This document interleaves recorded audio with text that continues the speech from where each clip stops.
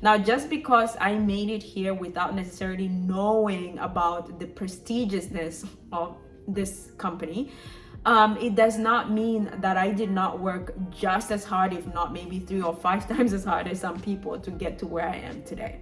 Hey guys, welcome back to my channel, and for those that are new, welcome to my channel.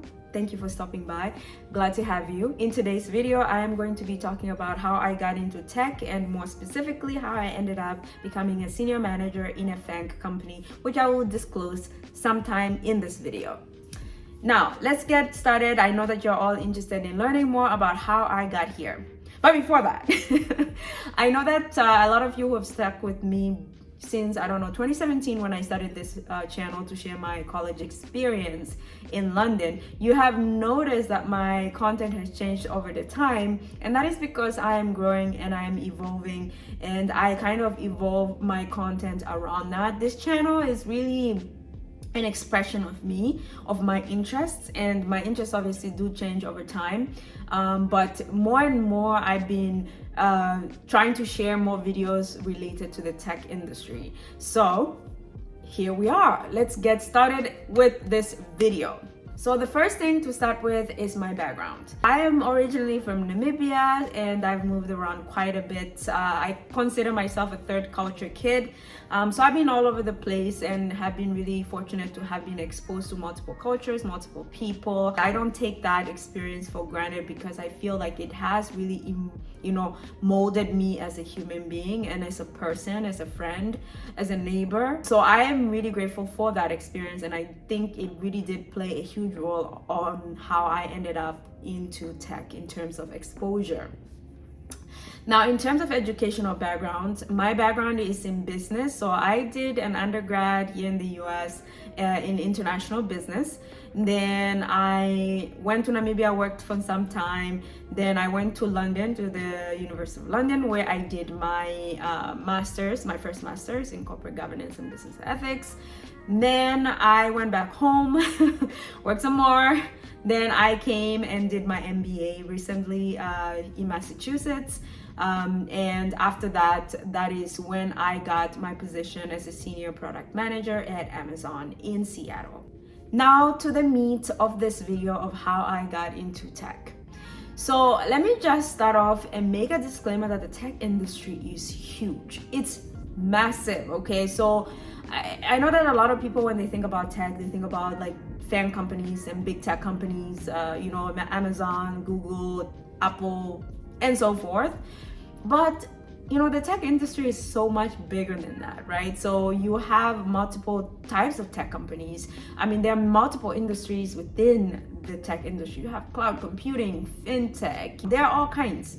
I need to just state that to say that when I'm talking about tech, I'm just working in a specific industry within that giant scope of technology. In terms of my key interests right now, I'm very much interested in cloud computing, social media, AR, VR, type of technology. That is really what gets me excited and I'm very interested in. But when I got started actually by chance. I've always been interested in technology and other industries where there's innovation happening at all, because I'm just very interested in innovation in general. So I would always look at the technology industry, but I never really planned to work within the tech industry. Like, it's never been a goal of mine, right? So I can't remember a time when I was like, when I was younger or even in college, I was like, oh my God, I really want to be in the tech industry. Actually, back then, my goal was to have my own business, but since high school, but it was within the fashion industry. So that was like my key interest and my main focus. So the way I got into tech was through way of entrepreneurship. And it was in Namibia when I started a fintech company. I ran that startup for about 3 years. And then after that, I worked in freelance consulting for a little bit. And then I decided to go for my MBA. So the way I got into fintech, it was by chance. So I am mainly from the financial services background. So I've always been in finance. But after seeing a need within my country, and saw that the technology is the best way for me to solve the problem that I was seeing, I ended up, without any technical background, founded a tech company. And the way I did that is by partnering with other people that had those skills in tech, because I didn't know how to code and I needed to develop a crowdfunding platform, I learned quite a lot from that experience.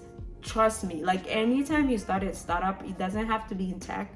You learn a lot, and I value that experience so much. I learned a lot. It was a painful experience, and but I do not regret it to this day. I am proud that I was brave enough to go through that experience, to learn the way I did. And I believe that my work within that space really did help inspire the next generation of entrepreneurs in Namibia. So I'm very proud of that.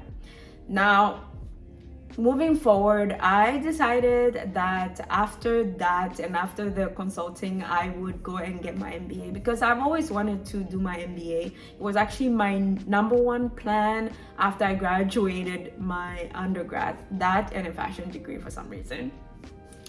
And I've always wanted to do it. I said I will do it. I just felt that I wanted to go to business school and just see what else I can learn, and see what I can apply from my experiences so far in the industry.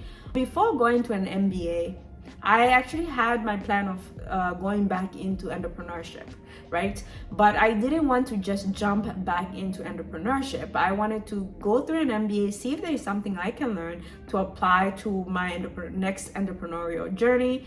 But I had strategy. I always strategize. So I had options. I told myself, when I go to college, I have 3 options. I can go back into entrepreneurship, I can go work for a tech company, or I can work for a consulting company.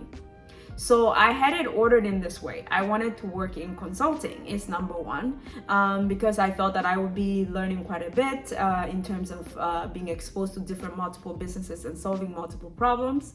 And then the second tier would be going to work for a tech company. And the third tier was entrepreneurship. The reason why entrepreneurship was not number one is because I'm obviously in the US and we have visa issues, right? So I had to be kind of like very strategic about it in terms of my visa and all of that stuff. I didn't really want to jump straight into entrepreneurship. Also, I wanted to learn a little bit more. I did my own startup, and I felt that I could learn a lot more by going back into industry to see what I may apply, even when I ever decide to go back and start my own thing. So I really felt like I can benefit from going back into industry. But my main focus was consulting. But I did not limit myself during my job application journey. So during my MBA, I focused on applying to all kinds. So I applied for startups, I applied within the tech industry, I applied for multiple positions within obviously consulting, so the top consulting firms and stuff like that. So I did all of that, and to be honest, I did apply to Amazon, but Amazon was never really on my radar. I have to be honest about that. I never ever thought I would be working for Amazon, and actually I did not think it was as prestigious as people are calling it. So I never, I'm trying to be honest here. Like, I did not have it on the pedestal as many people put it on the pedestal, because it is really one of the, as I came to learn, one of the best top companies to work for.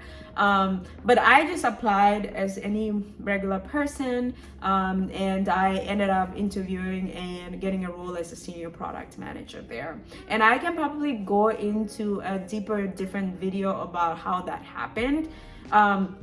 But again, this came by chance. First of all, I didn't know how big of a deal Amazon was when I applied and even when I interviewed. Like literally it was only after I got the position people are just freaking out about it. Like, oh my god, you got that position at that company. And my target when I was actually applying in terms of a tech company was I was actually looking into Google and Microsoft, and I for me those were companies that I am familiar with and that are common in my country. So like you will find Microsoft, you will find Google products, like you will find those are companies that we know at least there very much. Of course there are Namibians who know about Amazon as well, but Amazon is obviously hasn't had a huge presence there. It does deliver out there, but it has not as of late, it hasn't had a big of a presence as it does in the UK or the US or wherever else, you know. And I've always used Amazon. Even when I lived in the UK, I would order from them. Okay, let me just put a disclaimer here. I think I need to put a disclaimer here because I know that a lot of people put a lot of focus on brands and a lot of focus on rankings and stuff like that. So that's why I'm bringing this video, and I'm kind of trying to mention that. And it's not because I think I'm better, it's because I honestly just don't care. Oftentimes I apply to things and I just get to things because I think they're nice, and I don't do it because necessarily it's ranked as the top whatever. It's the same thing with the University of London. When I applied, I did not know it was actually one of the top 3 universities in the UK. I just applied to a university because it was in London and it was a big city. And literally that was it. And then when I got there, people are like, oh my God, you go to the University of London. I'm like, is that supposed to be a good or bad thing? So it's again by chance. I'm actually kind of grateful for that obliviousness, because I wasn't as stressed out about going through the interview, because I didn't have like these crazy high hopes, because I feel that affected my interview with McKinsey, because I also didn't know how big of a deal McKinsey was when I was interviewing, but then somebody made me aware of it before I did the interview, and I think that really played into my nervousness, and it affected my performance during the interview, other than other circumstances that were happening. So I felt like I needed to share that with you guys. So long story short, I did not know that this was going to be a big deal, and it turned out to be a big deal. And that's not because I live under a rock, no. It just means that I lived in and worked in a different country. It's the same thing as how I ended up with the Central Bank of Namibia. Everybody would talk about how big of a deal it was that I was working there, and I didn't know, because then I was outside coming in. I just, you know, so I kind of like my progression when it comes to that, in a sense that I really don't care too much about branding, and I care about what the company does and the value the company brings to the community, the value of the company's products. For me, that is more priority than the ranking. But of course, that is not to say I do not recognize, now that I'm aware of how blessed I am, obviously, to be working for a great company, or at least to be in a position that a lot of people would really want to be in. Now, just because I made it here without necessarily knowing about the prestigiousness of this company, it does not mean that I did not work just as hard, if not maybe 3 or 5 times as hard as some people, to get to where I am today. I want to make that clear. So yeah, after my interviews and everything like that, I did not, and I will go into details about how I got into this position. After that, I ended up accepting this position here, and yeah, that's how I got into tech. I hope it's not I wanted to keep this as light as possible, but I feel like I kind of over-explained a little bit in there. But yeah, so that's how I got here, guys. So I started off in fintech, and then ultimately I moved out here to Amazon, and I've been liking the position so far. I would say so far I like the company. There is a lot of misconceptions that are out there, and I'm not going to be clarifying those up in this video, but there was a lot of misconceptions when I was arriving, and people were projecting.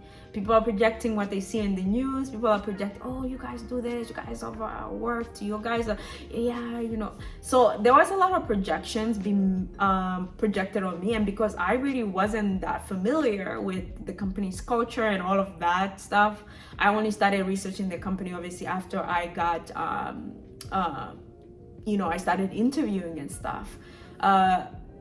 It's kind of interesting to see how people perceive it from the outside and how we actually experience it inside. And so far, I like the company. I love what the company stands for. I love the different innovations that the company is creating, at least what I'm aware of. And only what I'm aware of to the knowledge of me having only been working here for a little bit over 3 months. I think we're going on 4 soon.